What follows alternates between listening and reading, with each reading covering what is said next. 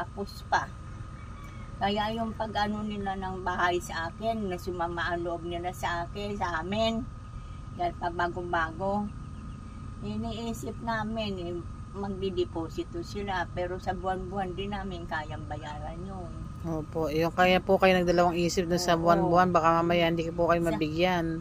Sana man po maunawaan nila kami. Ayun po, makiusap po kayo. Hindi ako nakikiusap sa inyo kung pwede, pagbigyan nyo pa kami ng pagkakataon na makaano. Kung kami matulungan nyo pang muli, pasalamat ko. Thank you rin kayo kay Kuya Aw, at si Kuya Aw ay baka mayroon pa siyang makita na may dumuktong pa dun sa sa iba niyang pangangailangan. Brother Aw, baka mayroon pa kayong makakilala na makakaandog tungo sa pagkailangan ko. Kailangan ko talaga, doktor, yung brand yung wheelchair ka ako.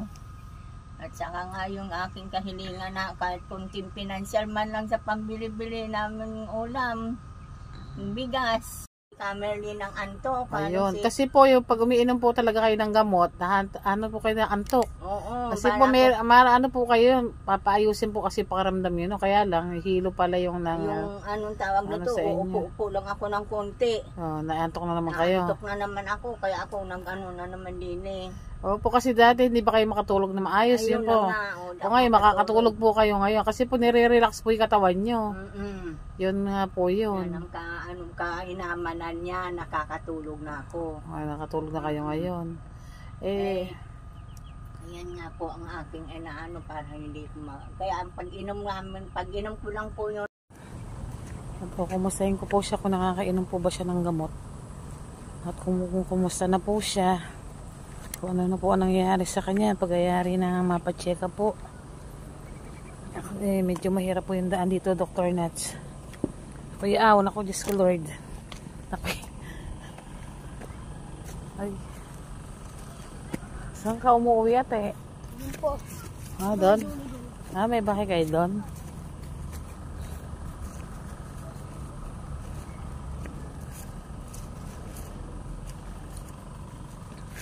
Mga bahay pa dun sa gawi doon